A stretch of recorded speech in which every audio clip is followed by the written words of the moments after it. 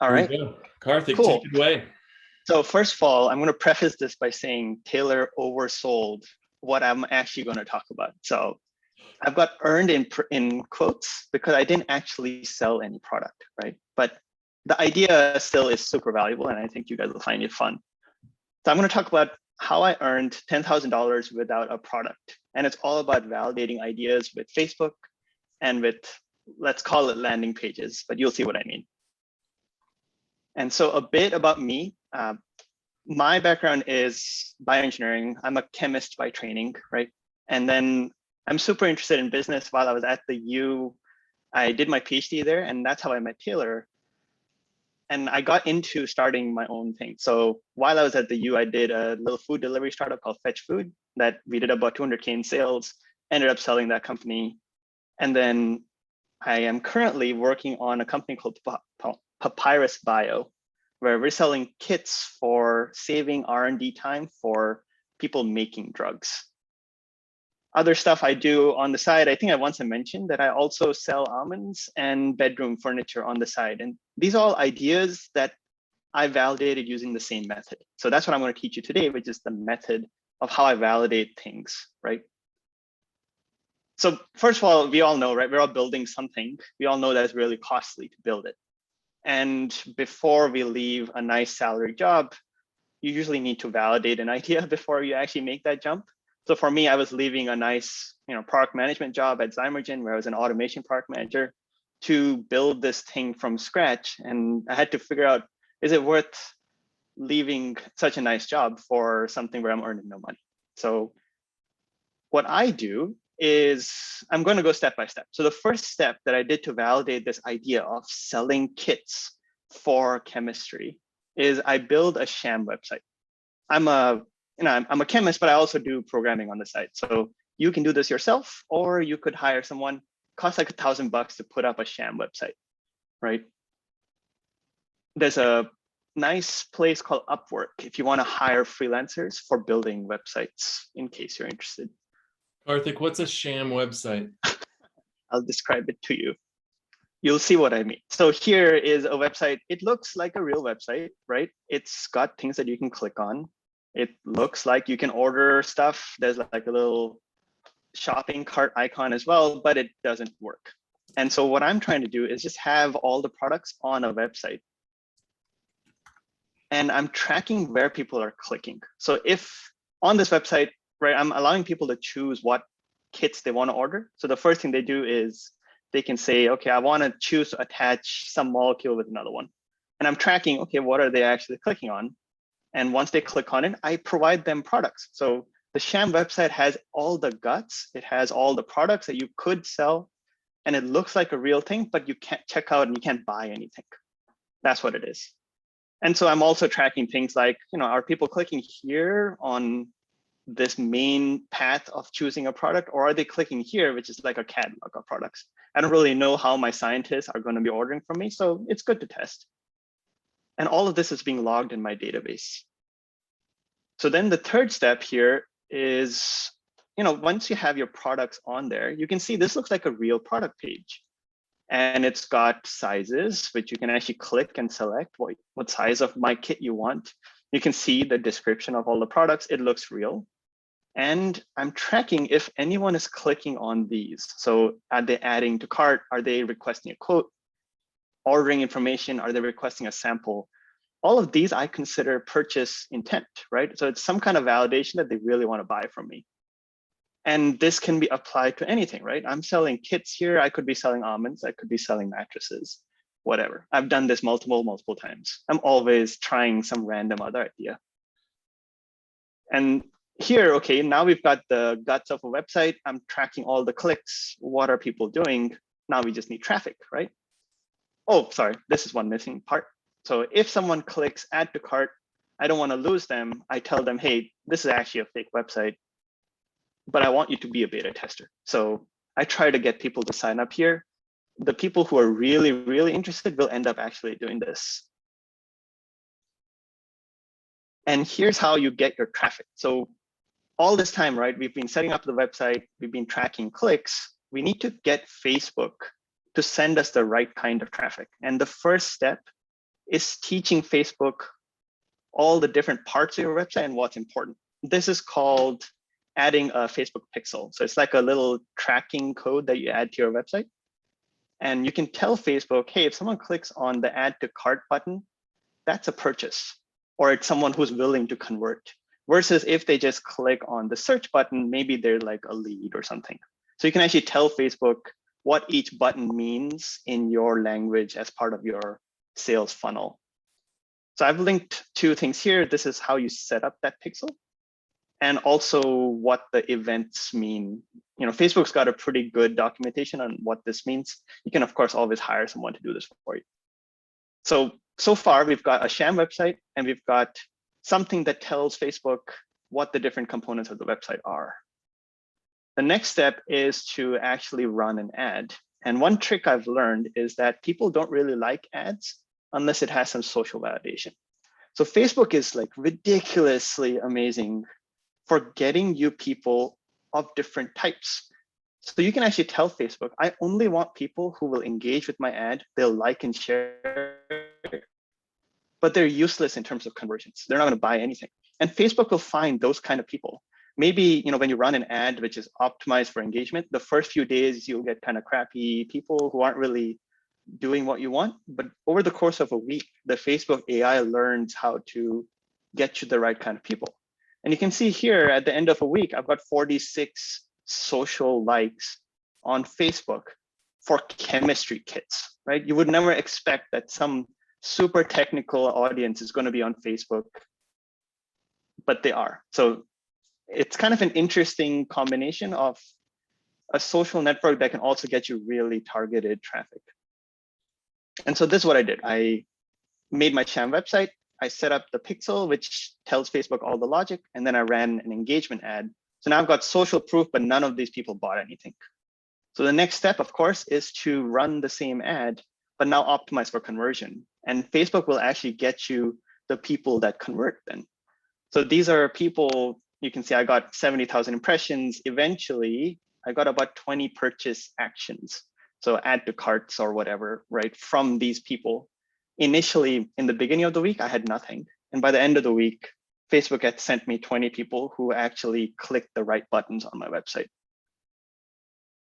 And so now I've got an interesting amount of data. I not only know what people are clicking on my site, but I also know that they're interested in buying from me, either through an add to cart or request a quote or something. And some of them actually ended up signing up to be beta customers. So you can see I also collected 2 emails from just this 2-week campaign that costed me $200. And then, of course, the next step, once you have your validation, is to go and build your company. So what's cool is by tracking all the clicks, I could say, here are the kinds of kits that my customers are going to want. And that allowed me to build my product roadmap. So I can say, okay, these are the kinds of things that I know are easy to build and are high impact. So I'm going to build them first. Here are some things that are tier 2, they're like harder to build. They're still high impact. So I'm going to build them next, and then so on. And that's what I'm using to build my company, right? And so hopefully this gives you an idea of how you can use $200 to validate your market, to get some beta customers. Of course, you could run more than $200 worth of ads and get more and more customers, right? And you know how to build a product roadmap. Hopefully this has been useful for you. And then also, if by any chance you know any chemists or biologists, please connect them with me, because I'm looking for beta customers who can test out our product. And of course, any scientists who are also marketers, that would help me out. So hopefully this knowledge share has been useful to you, and you can help me out as well.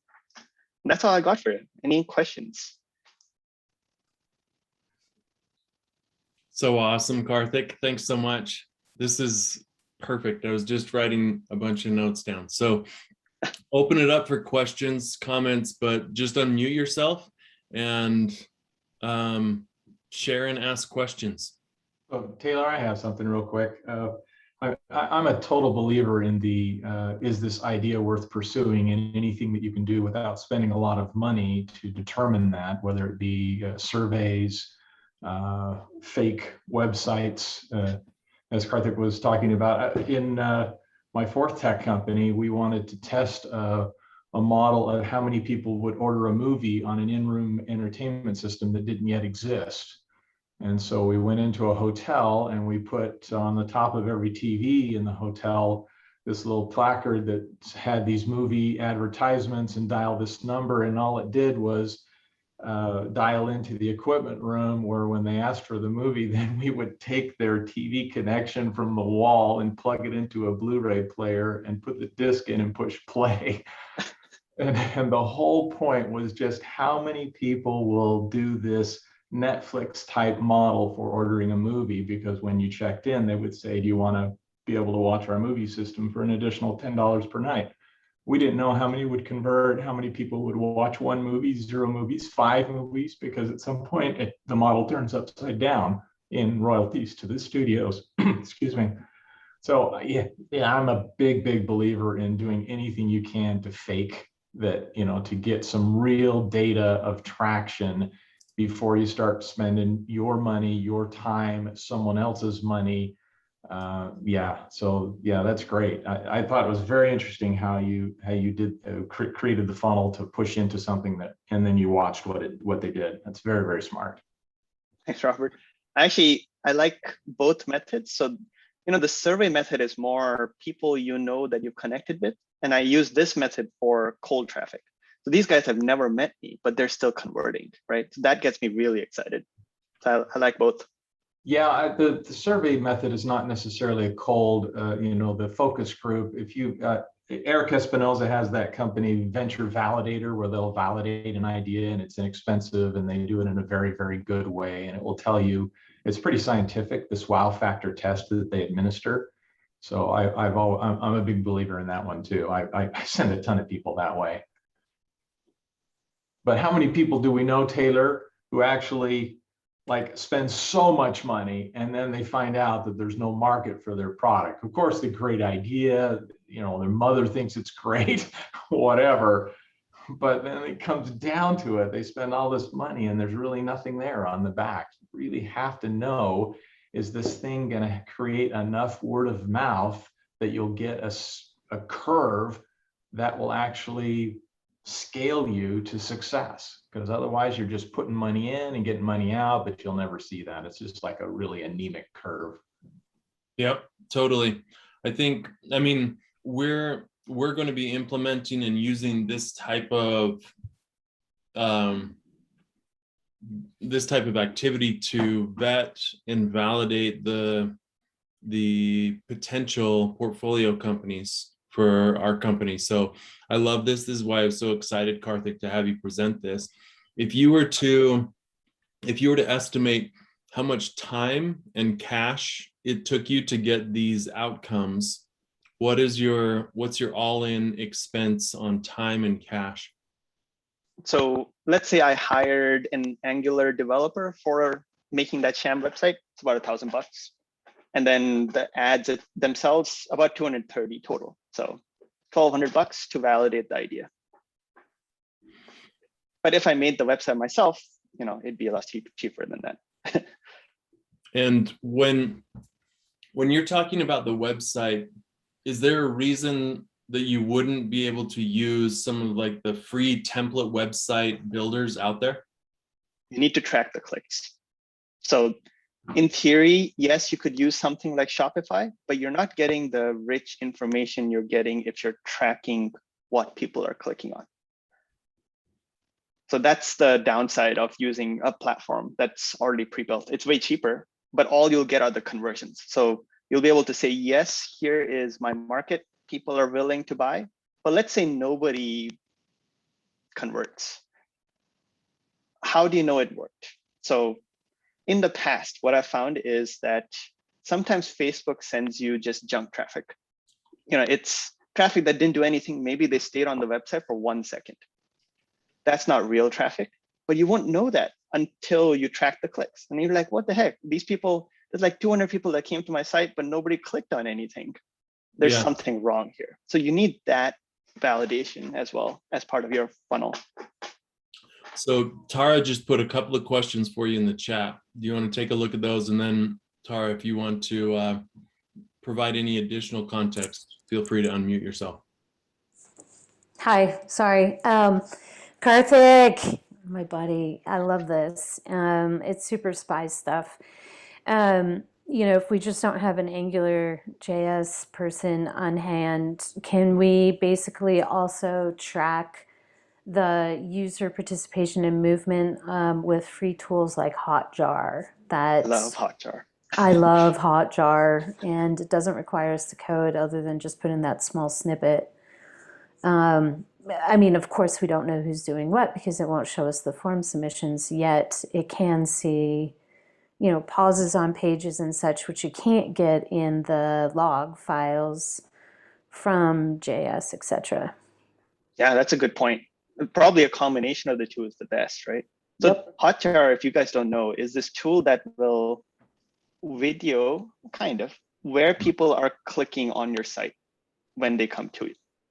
And so you can actually watch as people navigate your site, which is super cool.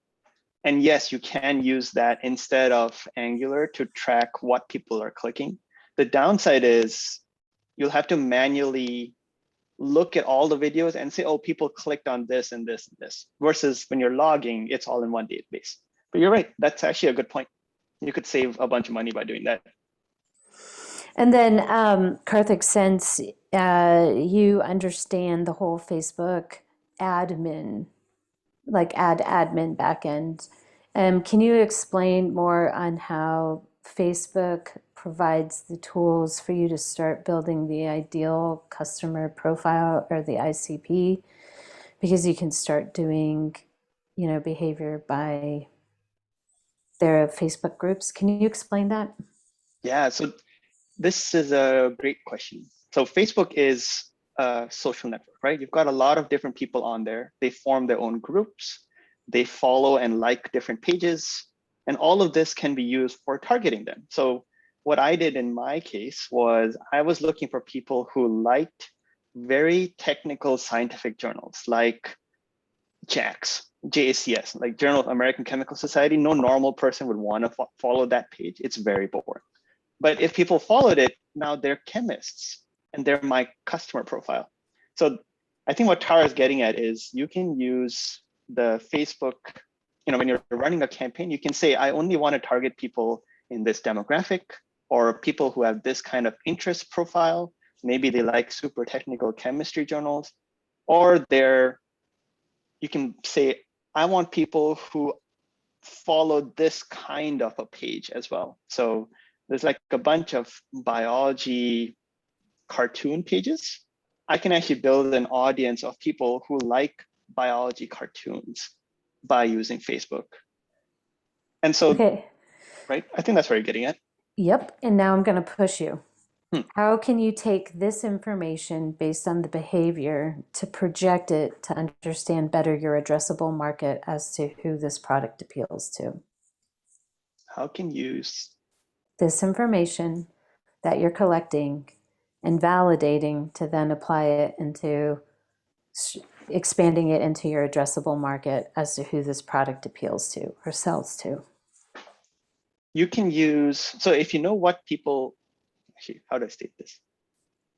By running the different campaigns, you can target different interest groups, right? And the ones that do the best will tell you, okay, what are the kinds of people who like your product based on the different campaigns you're running? That's your customer profile. Facebook also tells you how many of them are there in their network. So that tells you the size of your customer profile as well. So now you've got the combination, right? And then you just multiply the size by the cost of your product. That's your TAM. I think that's what you're getting at, right, Tara? Yes, sir, it is. And then if there's third-party data sets or lists or additional groups that are outside of Facebook, you can apply the same penetration or appeal rate to those numbers and get that total addressable market number. Yeah. Unfortunately, Facebook doesn't know who's outside of Facebook. So That's if right. you just use the Facebook numbers, you're kind of limiting your TAM. That's right. Yeah, that's true. So push it. That's a good point. I'm using it. I didn't use that method, but that's actually a really smart method. My method was very bottoms up. I think I told you about it. Yeah, no, but there's a top down that has to support the bottom up. What I hate Yeah. is when they're unsupported and unrelated. I got in an argument with a entrepreneur this morning about it, and they had this top down TAM that was totally missing, or not even, yeah, totally missing. I have no other nicer way to put it than who they're actually selling the product to. So I'm like, so this slide is wrong or this slide is wrong, right? And so if you can get them aligned, it's just really important. It becomes more believable. Makes sense. Tyler, one thing that you might want to try is definitely put your pixel on there, because you need Facebook to learn what the people are doing once they're on the website. And then the other thing you need to do is run your ads long enough so that Facebook has enough time for the AI to work. And sorry for everyone, the question Tyler asked was, I've always had a hard time targeting with Facebook. If anyone knows how to do that, I'd love to chat. So just 2 tips for targeting with Facebook. I'm super thankful for what you brought up, Karthik, and I love it. The funny thing is I've tried to implement exactly what you've done, because I also have, learned really well from Spencer and Taylor about validation, and what's interesting, I've put, I think, thousands into Facebook marketing, and I've installed the pixel, and I've had help from people on that.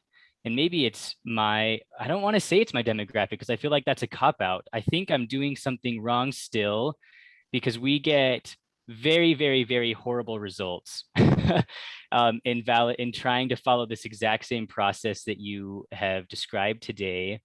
And so anyway, I love what you brought up. I love what you're doing, and I want to do the same thing.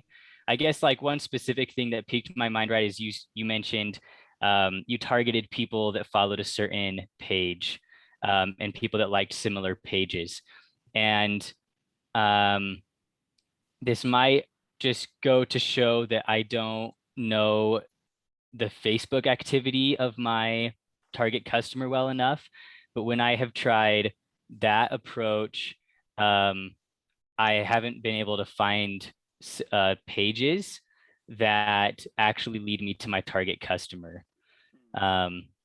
So yeah, I'd love to, if anyone feels like they're really good at finding out the kind of pages that people might be following, I'd love to talk more. All of my data on how to find target customers have come from totally different methods, because using the Facebook method, at least to me, I have always wanted to do, but haven't found an accurate way of doing yet.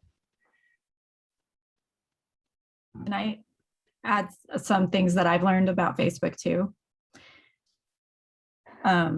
So there's the audience, like getting the audience right and targeting them right. And then the next phase is what's the messaging that they click on, like the written content. And then it's the visual content. At least that's how I like to look at it. So it does get very complicated, and it's hard, and you have to A/B test if you really want to find out who's going to click on it. And I think sometimes, to Tara's point, sometimes it's surprising. You think you know your customer, but then they don't behave the way you expect them to, and you find other people are actually, that you didn't expect, are the ones who are clicking and converting. And so you can always be learning who your customer is better. And Facebook does allow you to do it, but it is hard, and there are steps and lots of A/B testing. And like I said, my approach is get the messaging right. What's the message that they keep clicking on, and then we're going to match the visuals. So I don't do much with change my visuals much till I know what the written content is, and then I start changing out the visuals, and then together it creates the perfect ad or the perfect content for my customer.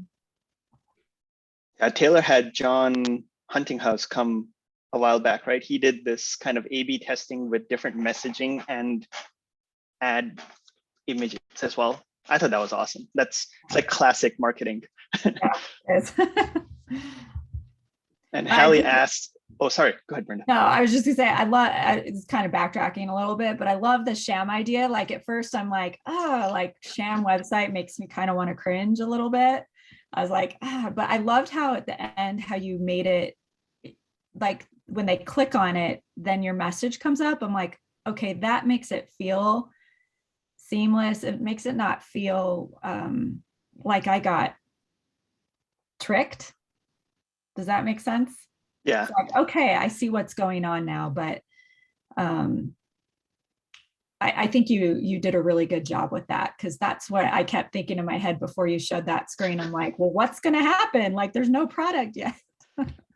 Yeah, it's downside and upside. So upside is it feels a lot better by collecting those emails, right? You tell people up front, like, this is a beta website.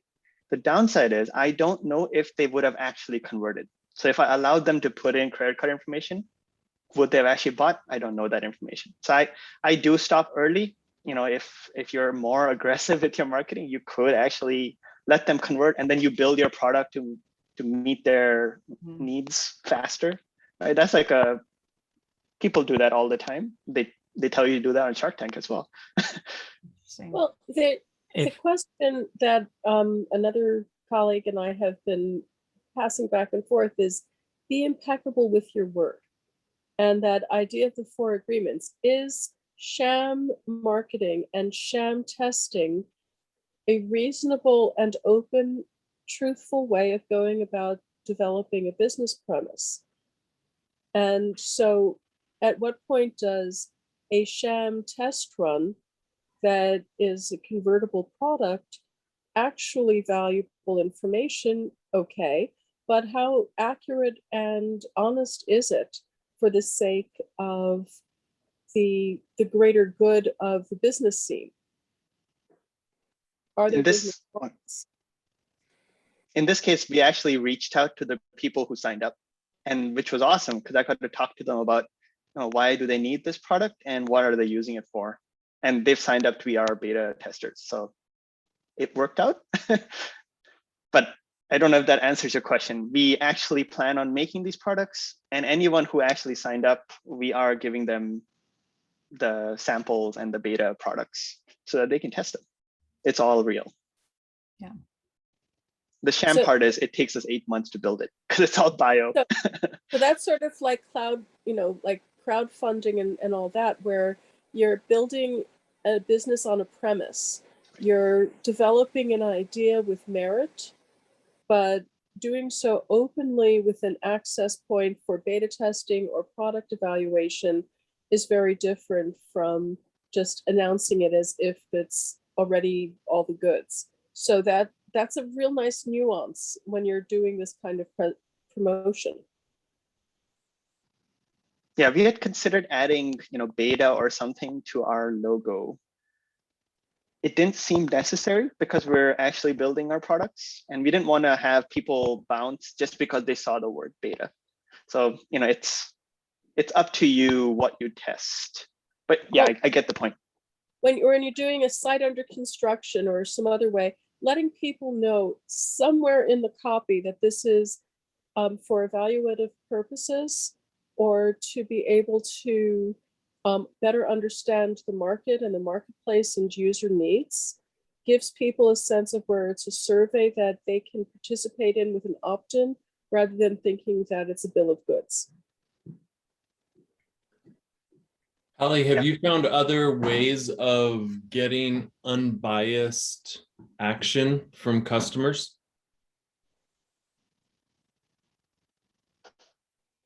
I don't personally, but seeing that there's several texts or in the chat as far as people who agree with my comment, which you guys know me by now. I'm not abashed and afraid to open up a conversation. And Karthik, you and I have gone through your slides, and I love your stuff in you. So the reason I'm bringing it up is because I know privately there are many people who have this concern, whether or not they're as open as I am on this. And so I invite this to the greater conversation. Oh, I agree. I was just wondering if there are other methods that anyone has used to get kind of the same unbiased information, because I think as soon as you start telling people that it is a beta or for informational purposes, a bias creeps in. And so I just wondered how, if anyone has ever found a way to do that without having bias creep in. Well, in our case, we let them watch a movie and they didn't have to pay anything. So that's kind of, we just wanted to know how many would sign up at the desk and then how many would sign up from their room.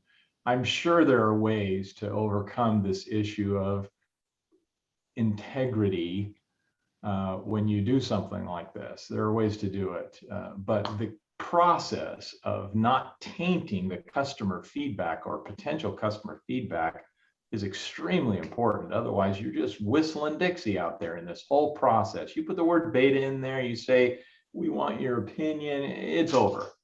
You know, you just have to do those kinds of things. And I don't know that anyone who has a genuine interest in something that you're saying that you have would then say, oh, you don't have it today, but you're telling me that you want me to be part of your beta and you'll give me the product.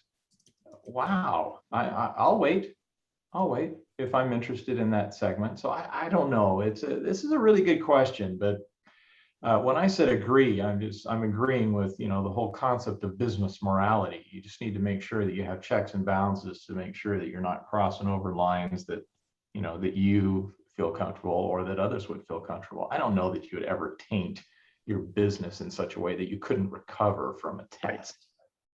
So Yeah. because Karthik and I both come from a scientist's background, there's that whole idea of a sham technique.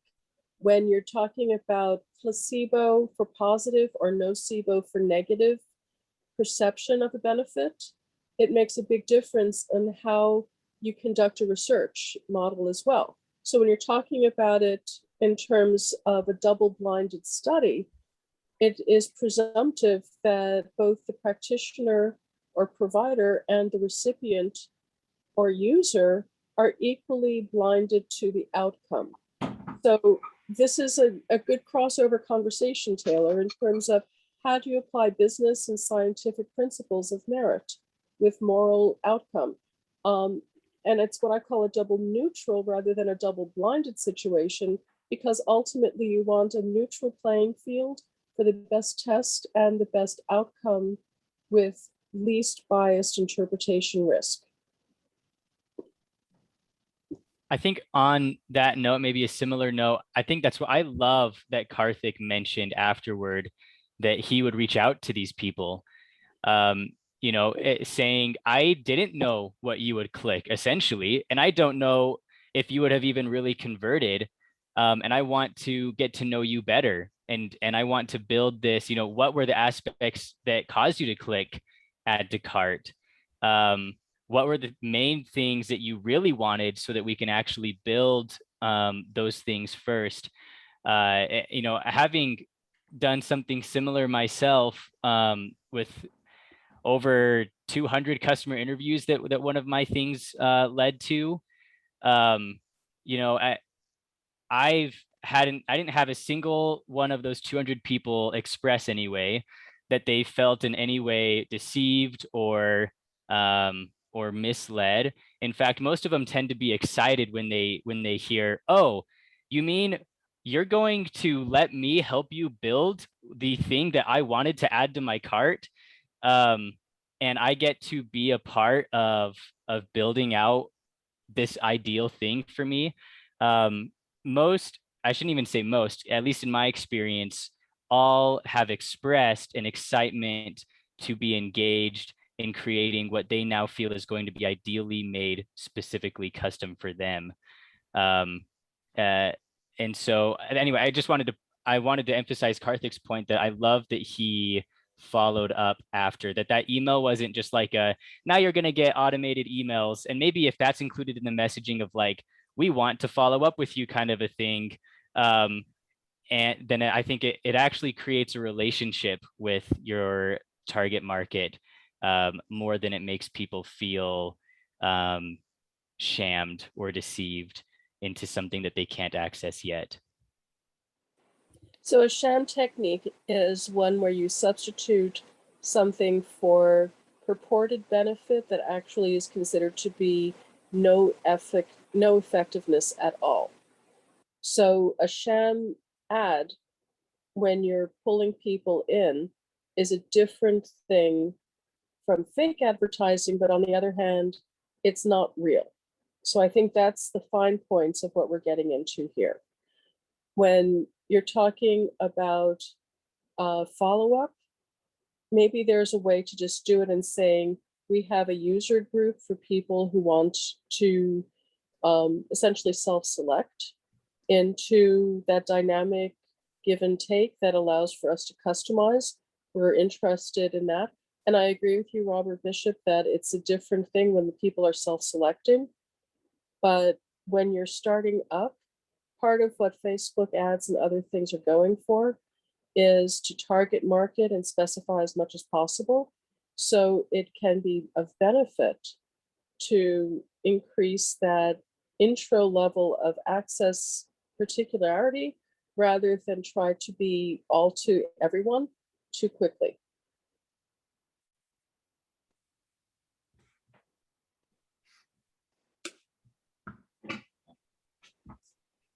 Well, I would say Facebook wants to sell ads. I mean, when we talk about what is their altruistic, okay, they want to sell ads. And they'll do it however they can, in my opinion. Being a non-Facebooker, I've had a Facebook account for freaking ever. I've never accepted a friend request. I only use it as login credentials to other sites. So I'm not a Facebooker.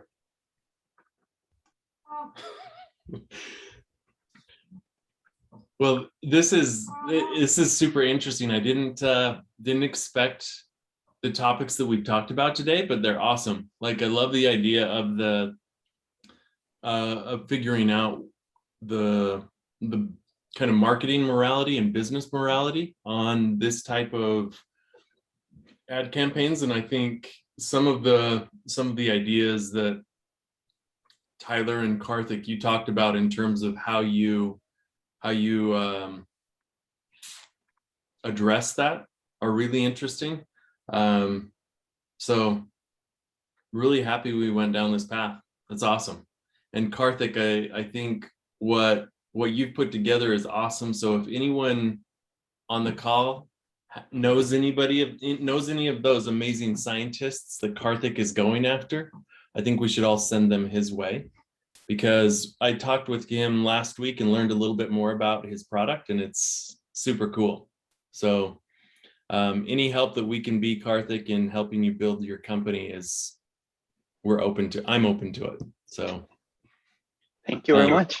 Yeah, really appreciate the conversation, and looking forward to next week. I will send out a notice on topics, but thanks so much for joining, everyone. Really appreciate it.